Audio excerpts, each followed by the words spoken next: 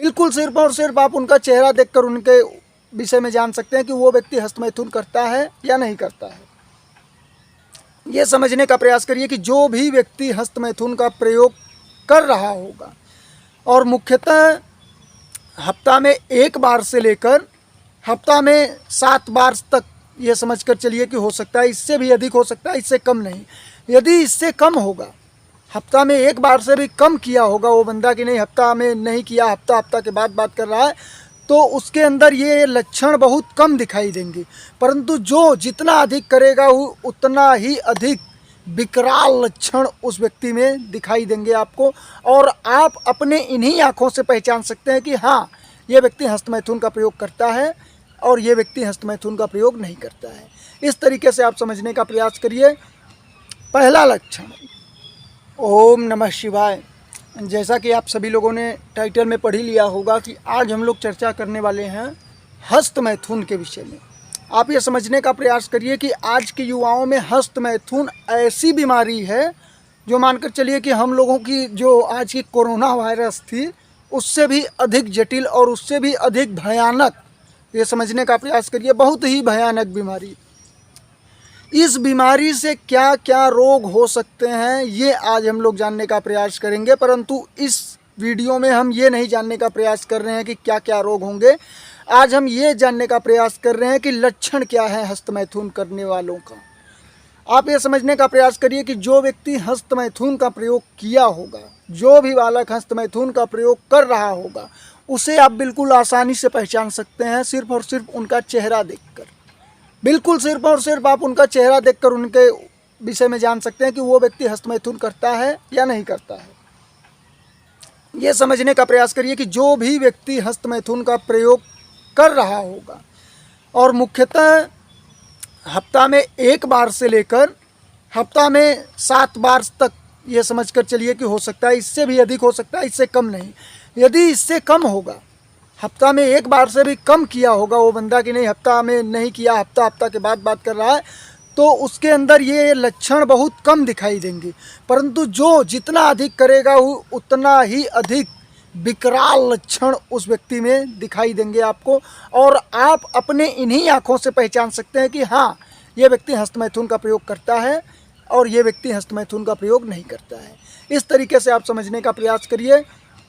पहला लक्षण ये आप समझने का प्रयास करिए कि जब इन आँखों के पास, आप ये देखिए, किसी भी व्यक्ति को आप देखेंगे, किसी भी बालक को आप देखेंगे, यदि वो हस्तमैथुन का प्रयोग करता होगा, निरंतर प्रयोग करता होगा, तो उनकी आँखों के नीचे बिल्कुल काला हो जाएगा, बिल्कुल काला हो जाएगा। उनके चेहरे पर कोई तेज ओज दिखाई नहीं देगा, वो बिल्कुल सूखा चेहरा जैसे दिखाई देगा। जैसे कि गन्ने से गन्ने का रस निकाल लिया जाता है तो गन्ना कितना सूख जाता है, उसी तरीके से वो बालक आपको दिखेगा। और एक बात, हो सकता है कि वो बालक गन्ने की तरह सूखा ना मिले आपको, वो बालक गन्ने की तरह आपको सूखा ना मिले, वो हस्तमैथुन करते हुए भी वो बहुत मोटा तगड़ा हष्ट पुष्ट आपको दिख सकता है, लेकिन उनके अंदर एक चीज़ होगी, आपको दिखेगा कि वो व्यक्ति बड़े ही अकड़ के साथ होगा।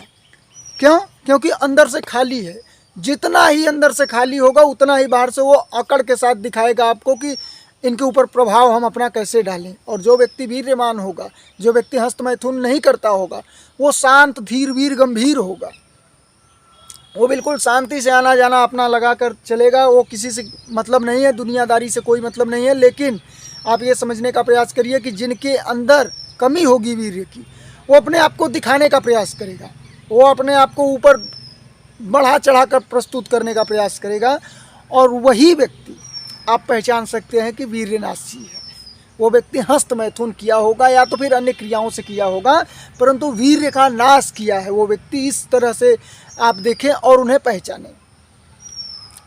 अगला आप देख सकते हैं कि उनके वाणी में जोर नहीं होगी, वो बोलेंगे कुछ और, करेंगे कुछ और। जो वीर्यवान होगा, आपके साथ ये समझने का प्रयास करिए कि जो व्यक्ति वीर्यवान होगा आपसे बोलेगा कि अगर हमें ये कार्य करना है तो वो उस टाइम पर उस कार्य को करने के लिए प्रस्तुत होगा।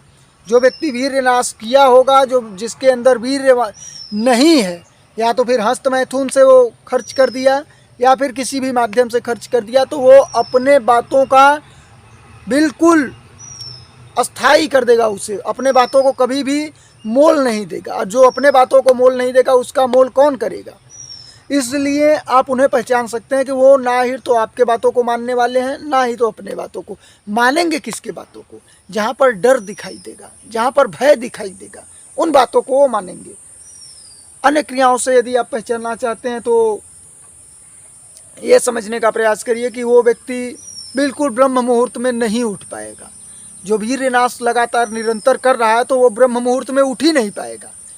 ब्रह्म मुहूर्त में न उठ पाना मुख्य कारण हो जाता है इसी का कि आपने जितना अधिक नष्ट किया है ब्रह्मचर्य, उतना ही ब्रह्म मुहूर्त में नहीं उठ सकते, सुबह नहीं उठ सकते। और यदि आप सुबह नहीं उठ पा रहे हैं तो आप अपने अंदर झांक कर देखिए कि क्या आपने भी वीर्यनाश किया है, और यदि हाँ किया है तो उसे सुधारा जा सकता है, क्योंकि अभी आपकी उम्र बहुत है। और यदि नहीं सुधारा जाएगा तो अगला वीडियो हम ला रहे हैं, वो देखने का आप प्रयास करिएगा कि नुकसान क्या है हस्त मैथुन से। और भी अन्य क्रियाओं का जो है उस क्रिया से हमें नहीं लेना देना, मैं हस्त मैथुन की अभी बात कर रहा हूँ। और देखिए आपके, यदि आप देखेंगे कि वो व्यक्ति, आपको लगेगा यदि कि हाँ ये मोटा तगड़ा है, सही है, बहुत सही है, जैसे शरीर फिट है, लेकिन शरीर में बल नहीं होगा उनके, जो वीर्यनाश किए होंगे। यदि शरीर भी उनका आपको दिखेगा बाहर से बलवान है, फूला है, चौचक शरीर में जान है, हर चीज़ है शरीर में, लेकिन शरीर में बल नहीं होगा। एक ब्रह्मचारी से यदि आप उनका टक्कर करा देंगे तो ब्रह्मचारी के टुक्के भर भी वो नहीं जा पाएंगे, यदि ब्रह्मचारी वो असली ब्रह्मचारी होगा।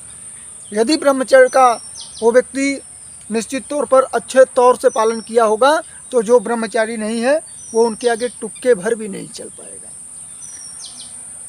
आप ये समझने का प्रयास करिए कि ब्रह्मचर्य पालन आपके लिए बहुत ही ज़रूरी हो जाता है। और ये वीर्यनाश जो व्यक्ति कर रहे हैं, इन्हीं नियमों से आप उन्हें पहचान सकते हैं। और भी बहुत से संकेत हैं, परंतु उन संकेतों को अगली वीडियो में हम आपसे साझा करेंगे। ये वीडियो यदि आपको अच्छा लगा हो तो आगे अग्रेसित करिएगा, जिससे अन्य जनों को लाभ मिल सके। बहुत बहुत धन्यवाद आप सभी का। ओम नमः शिवाय।